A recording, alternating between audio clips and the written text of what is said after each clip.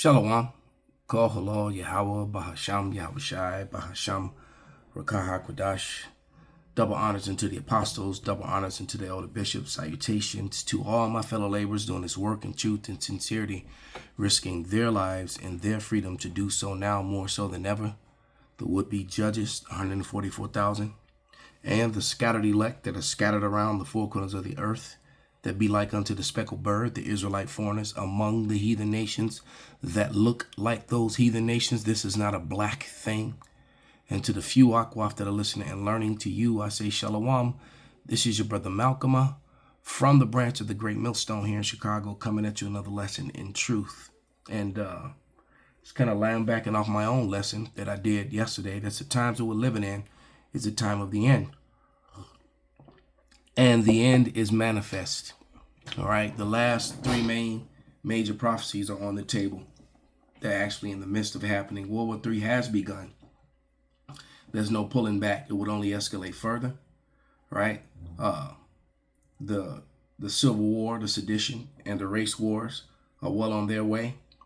And somewhere in between those two is going to bring on the micro C-hip, the charagma, the MOTB, right? They're gonna go digital, and if you don't take the injections, you will be left out of society. And so all that is about to happen.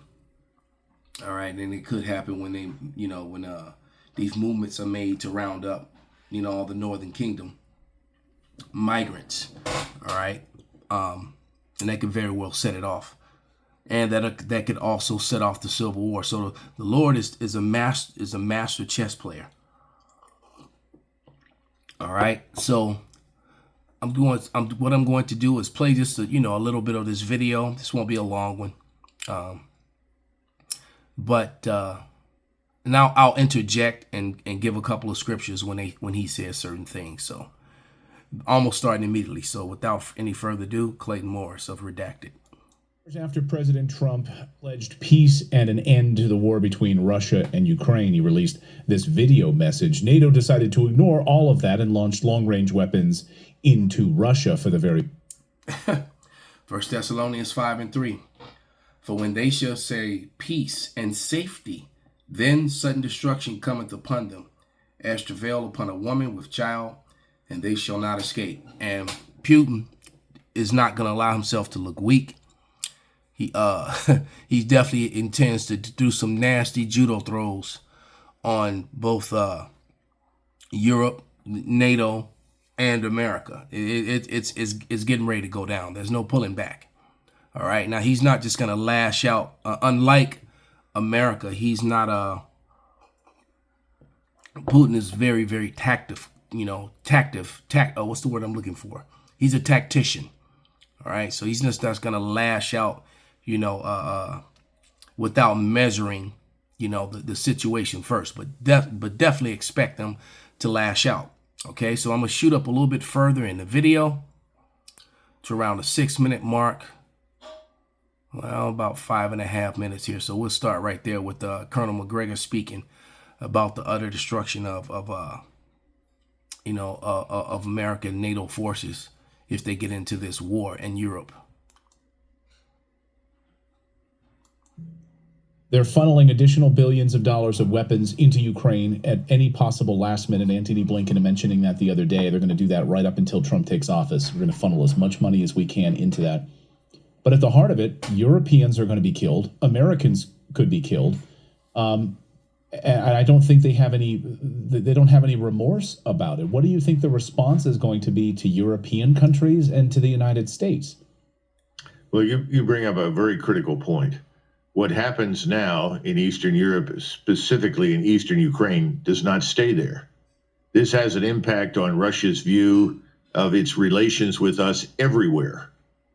Now, you've heard these reports about North Korean troops supposedly in Eastern Ukraine. It's a total lie. There's no evidence to support that. The people using satellites, watching carefully, see no one on the ground that resembles anybody from North Korea. The only North Korean troops in Russia are in eastern Siberia. They are not west of the Urals, so there's none of that. This is So they're using this situation with the North Korean troops being deployed. Now, they were deployed for defensive reasons. Don't think that they weren't. But they aren't anywhere near the battle. Okay? It was just a precaution. It was a flex on both Russia and North Korea's part. Thinking that, well, if they see us poised and ready for battle, maybe they won't do anything foolish. That's kind of like when you see guys that are armed and you run up on them anyway. You can expect a firefight. And that was foolish. But you can also see how Clayton Morris said that Europeans will die and Americans will die, and they are. The Lord is his determination. I'll bring out those scriptures for this war to start. This is why there's going to be no peace. The least of the flock was these Amalekites, the small hats, They've basically drawn America, the West, into this Third World War, just as the prophecy said they would. All right, and you could also see how, if you're really paying attention, that the European, the EU, NATO nations will eventually be angry with. They already are, okay, being drawn into this unwillingly, and how they're going to turn on the small hats in America. All right. This is Revelation 17:16. And it reads, and then the 10 horns, that being NATO, which thou sawest upon the beast, all right, and America controls that beast, they shall hate the whore, all right, so the whore is the one who rides the beast. That's America. And they shall make her desolate and naked, and shall eat her flesh and burn her with fire. All their military might is going to turn toward America, Babylon the Great, and it will be wiped off the face of the earth. This is what's coming. And only the elect in America, only the Israelites that are of the elect will be saved out of this. He that endures to the end, the same shall be saved. So all that Christianism that, falsely pushed by vocab and other Christians and apologetics and all that stuff, it's all going to be shown to be a lie. All right, I just saw a video of him reading Matthew 25 and trying to say that it destroys Hebrewism. No, it actually uplifts it, dummy. Just like, now I'll tell you one thing, it completely annihilates Christianism when you read it with understanding. And even if you don't have understanding, you read Romans the 9th chapter, and it destroys the doctrines of Christianity utterly and totally. Romans the 9th chapter coupled with Romans the 11th chapter coupled with Isaiah the 11th chapter, Isaiah the 53rd chapter. Those 4 chapters completely annihilate Christianism, all right, to show it to be the lie that it is. All right, but as we continue on, let's let Conor McGregor speak some more as he gives out his warnings. It's being used as another excuse for escalating the war to the level that we are now, where we're using Army tactical missile systems with a 200-mile range. Now, this is going to lead to more trouble, but the trouble that we're going to see is what you're describing. If we find that any of these weapons are being launched from Germany or France or Great Britain, if we find that these weapons are coming from Germany, Great Britain, France, I think those countries could be in for an attack. They could actually, for the first time, see their countries at war, seriously at war with Russia. Remember, Vladimir Putin always said, if you persist in this and you attack the Russian homeland, you will be at war with Russia. Now, that's a very dangerous condition to be in right now, because we can't stop anything, as I and others on your program have said in the past. And so he just admitted to the whole world that nothing that America or NATO has can stop the missile technology, the firepower that Russia has. And we've been warning people of this basically on the highways and byways since 2007. All right. While America was living in debauchery and making money, becoming great, all right, the Russians were building up their missile defense and their missile technology, and they are about, according to military experts, they're about 40 years ahead of America as far as missile technology. So even if they don't have as many there's more powerful, more accurate, faster, and with evasive technologies to evade missile defense systems. All right. And then the Lord's going to take control of those arrows. That's what they call. Remember the movie Broken Arrow? That's what they call a runaway, nuclear missile. The Lord's, when these missiles begin to get fired, the Lord is going to guide them all to where he wants to. Hence the UFOs, UAPs, that they falsely call the chariots, when they come to these military bases and missile sites and turn on and turn off the missiles. They're demonstrating it's a wrap, man. There is no defense against what is about to happen. This thing is going to happen. We don't have the air and missile defense capability to stop these missiles. And that's not just hypersonic. We can only defend about 5 to 7% of NATO territory. Damn. And yet we're provoking the one state in the world today which has the capacity to fire thousands and thousands and thousands of missiles that could reach our homelands. They could obviously attack us as well. I don't think that's going to happen because that's not something that Vladimir Putin wants to do. And he does know that essentially Trump wants to end the war. So there it is.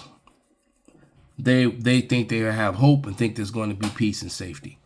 No, the day when the elements melt is coming. This is 2 Peter 3:10. But the day of the Lord will come as a thief in the night, in which the heavens shall pass away with a great noise, and the heavens meaning the power structure of Babylon. All right, you got a couple different meanings of heavens. One, heaven is rulership, or heaven can be the prince of the air, the airspace.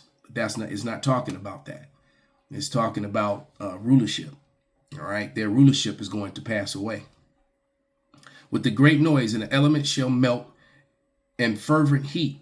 The earth also and their works therein shall be burned up. All right. Looking forward to hastening the coming of the day of the Lord. So the people of the Lord should be looking forward and hastening this. Quite opposite of what, they teach, the love doctrine that's taught within Christianism, which is fraud. That's not biblical. Just like God doesn't love everybody. Vocab, Dr. White, Klaus Brown. All right. It says, wherein the heavens being on fire shall dissolve, the elements shall melt with fervent heat. Elements meaning the steel, the concrete, the buildings, everything. America, Babylon the Great will be reduced to dust. And if you're still here in your bunker, you're going to be dust in your bunker. He said you won't even be able to, it's even going to melt the waters. No more rivers. None of that's going to be around. Okay? That's it. And as far as what Trump wants, it doesn't matter what Trump wants. What matters is what the Lord wants, and the Lord wants war, and they've already set this thing in course, and there's no turning it back. All right, this is going to happen in a short period of time. It could be between now and the election, or the inauguration, or we may go shortly into 2025. Yeah, and this thing's about to go down. They can't hold off anymore. This is a game of Django, and it's already wobbling. They're going to remove that one piece, and it's all going to come tumbling down. All right, this is Job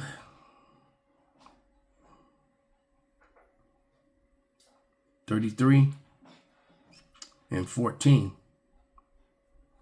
And it reads, for God speaketh one, yes, twice, yet man perceiveth it not. In a dream, in a vision of night, when deep sleep falleth upon men, and slumbering upon the bed, then he opened the ears of men and sealeth their instruction. So the Lord's determination, as it tells you in Zephaniah, is to end this current wicked system, this wicked evil system that is ruling right now. And he's going to end it, and there's nothing that anyone can do about it. All right, so let's go to Zephaniah. That's 3 and 8, I believe. 3 and 8, or 3 and 9 is the pure language. Yeah. So, and which is another thing, the Lord's, and you have to be called on the right name. And so, these 501c3 charter, and it's funny, I said the right name, and I looked up and it was 144.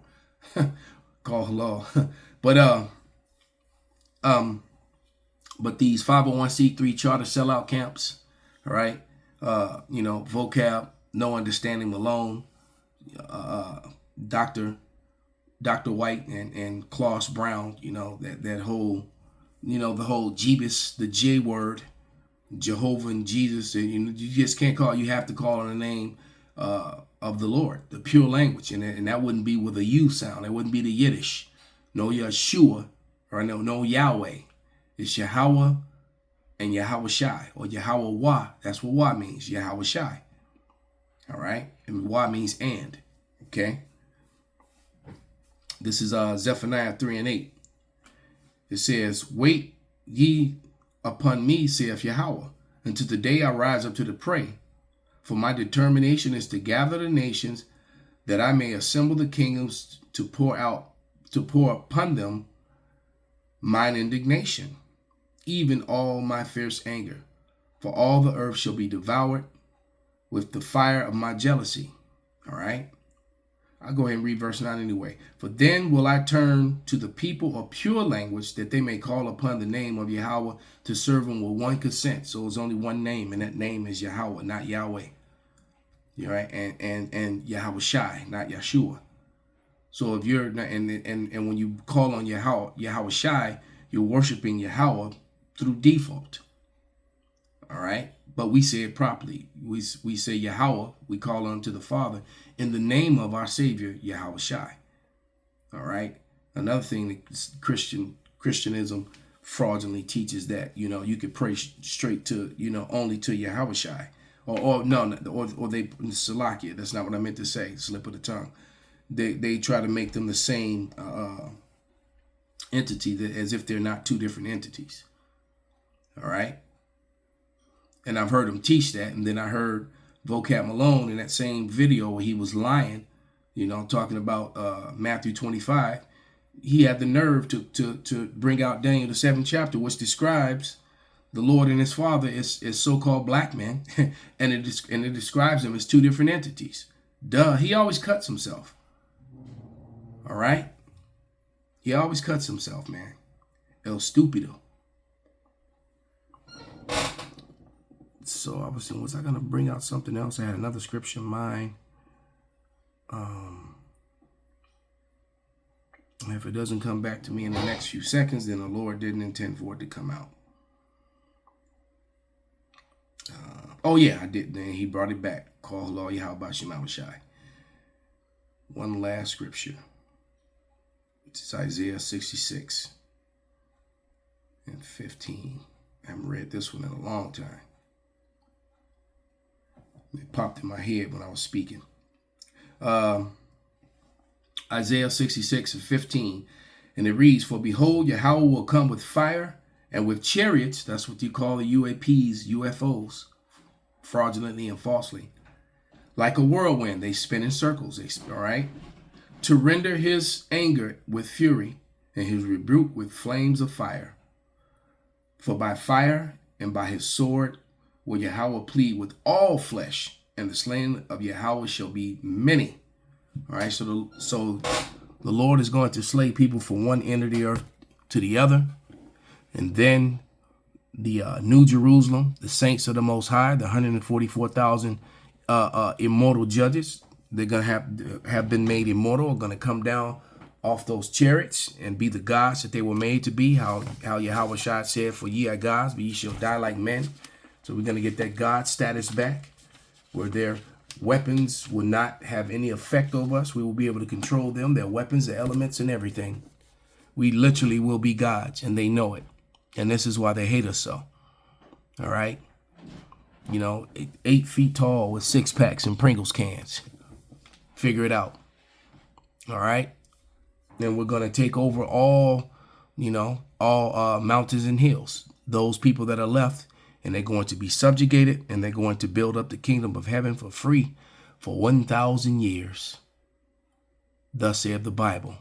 And at the end of that 1,000 years, according to the book of Obadiah, the Edomites will be rounded up and disintegrated in fire at the hands of the Israelites. Ezekiel, the 25th chapter.